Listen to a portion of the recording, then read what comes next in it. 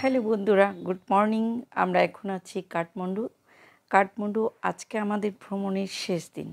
তো আমরা ব্যাগেজ নিয়েই একবারে হোটেল লবিতে চলে আসছি।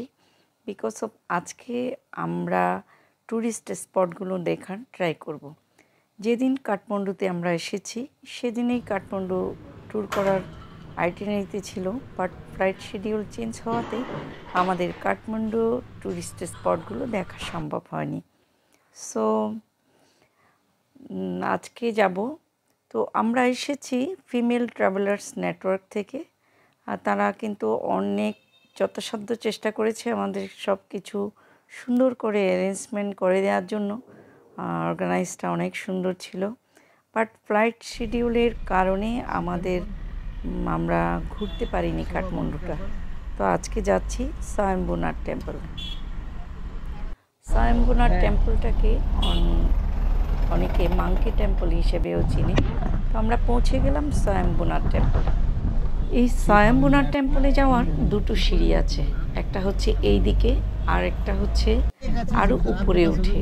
তো আমরা উপরের দিকটাই চলে যাচ্ছি, কারণ ওদিকে স্টেপটা একটু কম আছে, আমাদের জন্য ইজি হবে। We call monkey temples also. Monkey temple. মানে মাঙ্কি টেম্পলও বলে আর কি, যে স্বয়ম্ভূনাথ স্তূপা নিচের থেকে দেখো।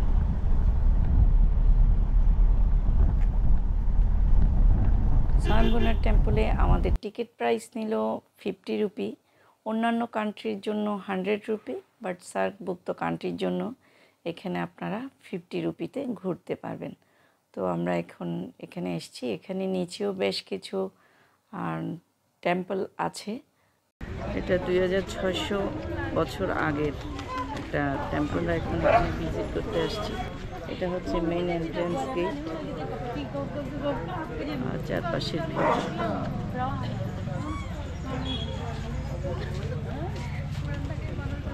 এই ঢুকতে পথেই এখানে একটা স্ট্রাকচার আছে পুকুরের মতো, যেখানে মনোকামনা করলে আপনি যে কোনো পয়সা থ্রো করলে যে মিডল পয়েন্টটা আছে ওটাতে পড়লে বলে মনোকামনা পূর্ণ হয়। এখানে আমরা বেশ কিছু মাঙ্কি দেখতে পাচ্ছি। মানে মাঙ্কি টেম্পল যেহেতু বলা হয়, আসলে এখানে অনেক মাঙ্কি দেখতেই পাচ্ছেন। মানে বাচ্চা বড় অনেক সাইজের মাঙ্কি। আর চারপাশের ভিউটা দেখেন যে কতটা সুন্দর। এটা 2600 বছর আগের একটা টেম্পল। তো যাই হোক, এখানে একটা স্ট্রাকচার দেয়া আছে, মানচিত্র দেয়া আছে যে আপনি কোন দিক দিয়ে যেতে পারবেন, কোন পাশ থেকে কোন পাশে যেতে পারবেন, সব কিছুর নাম এবং বর্ণনা দেয়া আছে। তো আমরা এখন যাচ্ছি একটু উপরের দিকে। আমরা এই যে উপরে পৌঁছে গেলাম। এখান থেকে সিঁড়িটা কিন্তু বেশি না, আপনারা দুদিকেই ওঠা যায়। একটা হচ্ছে মেইন এন্ট্রেন্স, একটা গেট আছে, আমরা ওদিক দিয়ে আসিনি বিকজ অফ আমাদের সাথে যেহেতু সিনিয়র সিটিজেন আছে। তো আমরা চাইলাম যে যেদিকে সহজভাবে ওঠা যায় সেদিকে আমরা উঠে যাব। তো আমরা চলে আসছি এ পাশ দিয়ে, মানে দুপাশের আসারেই সিঁড়ি আছে। তো এই পাশে এসে আমরা পুরোটা ঘুরে দেখছি আর আপনাদেরকে দেখাচ্ছি। দেখেন কত পিসফুল একটা জায়গা, খুবই ভালো লাগার মতো, ভাল লাগছে। আর আমরা এখন সকাল সকাল আসাতে অনেক দর্শনার্থী পুণ্যার্থী এখন অনেকেই চলে আসছে। আর এটা হচ্ছে হিন্দু এবং বৌদ্ধ উভয়েরই প্রার্থনা হচ্ছে দেখতে পাচ্ছি। আর এখানে ছোটোখাটো কিছু সুভিনিরের দোকান আছে মিডলে। এই স্বয়ম্ভূর পুরনো ইতিহাস অনুসারে এখানে একসময় বিশাল একটা লেক ছিল, তার মধ্যে একটা পদ্ম জন্মেছিল। এই উপত্যকাটাকে স্বয়ম্ভূ নামে পরিচিত, যার অর্থ হচ্ছে সৎ সৃষ্ট। মঞ্জুশ্রী পদ্মের পূজা করার জন্য এখানে ভ্রমণ করেছিলেন। পরে পদ্মটি একটি পাহাড়ে পরিণত হয়ে যায়। আর ফুলটি পরিণত হয় স্তূপে। কথিত আছে মঞ্জুশ্রীর মাথার উকুনেই নাকি এখানকার যে বাদর দেখতে পাচ্ছেন এই বাদরে রূপান্তরিত হয়েছিল, আর সেজন্যই এই মন্দিরের আরেকটা নাম দিয়েছে মাংকি টেম্পল।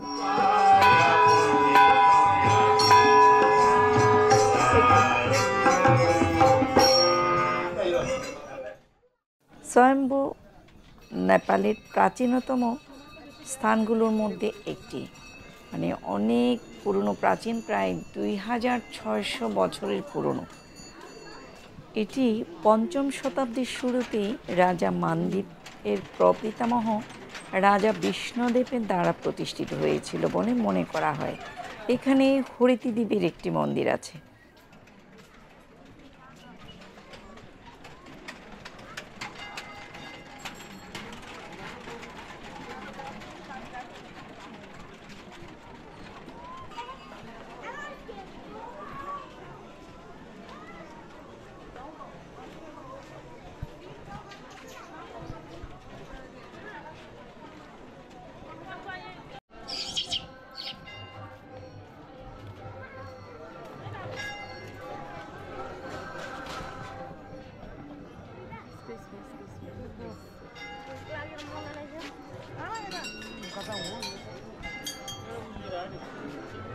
বলা হয় শক্তিশালী মহিলা রাক্ষসী হরিতি স্থানীয় জনগণের সন্তানদের চুরি করে খেয়ে নিত।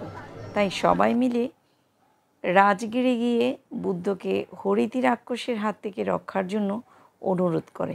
বুদ্ধ তখন হরিতির ছেলে ধর্মজয়কে লুকিয়ে রাখে। হরিতির ছেলেকে খুঁজে না পেয়ে শেষ পর্যন্ত বুদ্ধের শরণাপন্ন হয়। এতে বুদ্ধ তাকে উত্তর দেন, সন্তানরা প্রত্যেক পিতামাতার কাছে খুবই প্রিয়, তাই তাদের সন্তানদের গ্রাস করে মানুষকে কষ্ট দেওয়া ঠিক না। হরিতি তখন প্রতিশ্রুতি দেয় সে আর কখনো কারো সন্তানকে গ্রাস করবে না, কোনো শিশুর ক্ষতি করবে না, বরং ভবিষ্যতে তাদের রক্ষা করবে।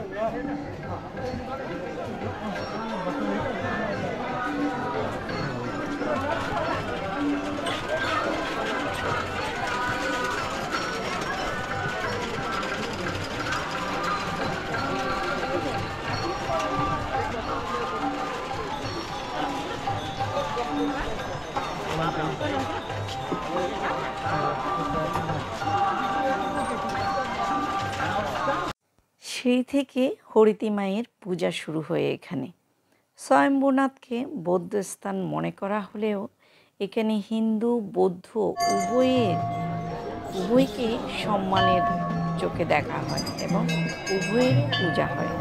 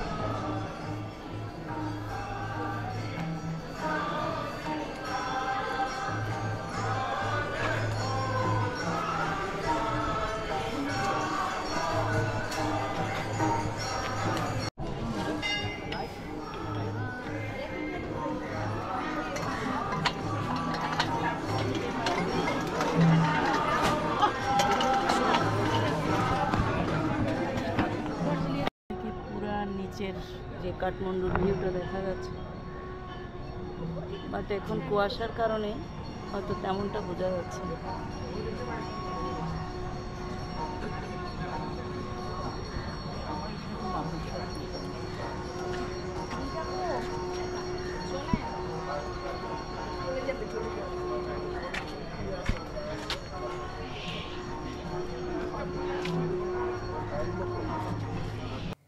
কাঠমান্ডুর শক্তিশালী রাজা প্রতাপ মণ্ডল সহ অসংখ্য হিন্দু রাজার অনুসারীরা এই মন্দিরে এসে তাদের শ্রদ্ধা জানিয়ে যায়।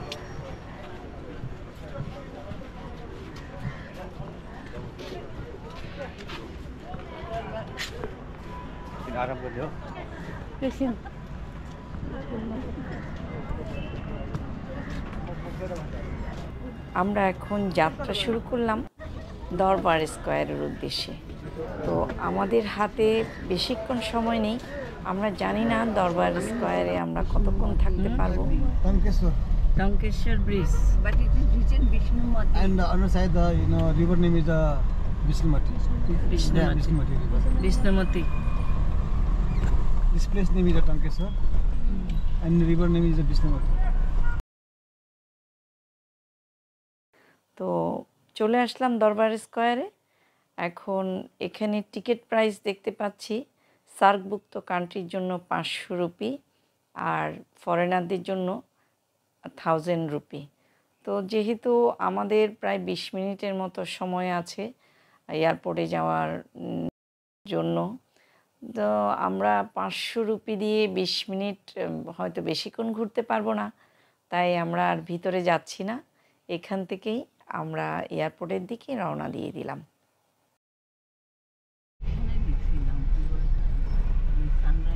এই এয়ারপোর্ট দেখো, এই এয়ারপোর্ট দেখো, ত্রিভুবন এয়ারপোর্টে আমরা এখন।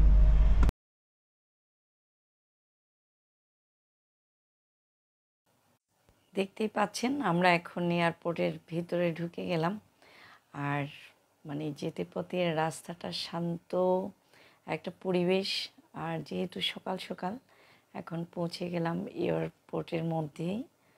আর আমরা সবাই 2 টিমে ভাগ হয়ে যাচ্ছি বিকজ অফ আমার ফ্লাইট শিডিউলটা আগে, আর হচ্ছে আমাদের মানে ট্যুরমেটদের ফ্লাইট শিডিউলটা হচ্ছে আরও 45 মিনিট পরে। তো এখন এসে দেখি ডেস্ক খালি, আমরা দরবার স্কোয়ারটা ঘুরলাম না, চলে আসলাম এখানে। আর ডেস্ক খালি যেহেতু আবার একটু অপেক্ষা করছিলাম। আর এখনই আমাদের ইমিগ্রেশনের জন্য ডাক পড়লো, আর ইমিগ্রেশন দেখতে পাচ্ছেন, ইমিগ্রেশনটা করে নিলাম। আমরা এখন ইমিগ্রেশন শেষ করে, যে ইমিগ্রেশন পয়েন্ট এটা, ইমিগ্রেশন শেষ করে এখন একটু ওয়েটিংয়ে আছি। ইমিগ্রেশন শেষ করেই এখন বের হয়ে দেখছি আমাদের বাঙালি 2 জন ভাই। আসসালামু আলাইকুম আপু, আপনি কেমন আছেন? আপুর সাথে নেপাল এয়ারপোর্টে আমাদের প্রথম দেখা হলো। তো নেপাল কেমন দেখলেন? নেপাল আমরা এইবার ফার্স্ট টাইম আসছি, আমরা 22 অক্টোবর আসছিলাম। এটা আমাদের এক্সপেকটেশন যা ছিল তার থেকে অনেক বেশি আমাদের কাছে ভালো লাগছে, বিয়ন্ড এক্সপেকটেশন। আমরা কাঠমান্ডুতে হচ্ছে দোরাত ছিলাম, আমরা পোখরাতে ছিলাম দোরাত। আমার কাছে মনে হচ্ছে সবচেয়ে সুন্দর জায়গা ঘোরার জন্য, পরিচ্ছন্ন পরিবেশ এবং বিউটি অফ নেচার, সেটা হচ্ছে আপনার ইয়েতে পোখরাতে। হ্যাঁ, পোখরাতে হিন্দি চলে আসছে। আসলে আমরা 4 দিন থেকে হিন্দি প্র্যাকটিস করতে করতে সবাই হিন্দি বুঝে আর কি, 81% এখানে হিন্দু। আর তো আজকের ব্লগটা আমার এতটুকুই। আজকে ব্যাক করছি বাংলাদেশের উদ্দেশ্যে। তবে নেপাল ভ্রমণটা আসলে ইচ্ছে পূরণ হয়নি, আরও ইচ্ছে রয়ে গেছিল, অনেকগুলো জায়গা ভিজিট করা বাকি ছিল। তো নেক্সটে আবার চেষ্টা করব নেপাল ভ্রমণ করার জন্য। এসে ওনাদের সাথে আমার দেখা হলো, ওনারাও বাংলাদেশে যাচ্ছে, তো যার কারণে কথা হলো যে কেমন আমাদের ট্যুরটা আসলে অনেক ভালোই গেছে। তো এখনও আমরা ওয়েটিংয়ে আছি। High. Yeah. Where's from you? From Germany. Germany. Oh, nice country. আজকে এতটুকুই, আপনাদেরকে হয়তো বিশদভাবে দেখাতে পারিনি, যতটুকু আমি করেছি অতটুকুই আপনাদের সাথে উপস্থাপন করলাম। ভালো লাগলে আমার চ্যানেলটি সাবস্ক্রাইব করবেন। দেখা হবে আপনাদের সাথে অন্য কোনো ভিডিওতে, অন্য কোনোখানে। সে পর্যন্ত সবাই ভালো থাকুন। টাটা।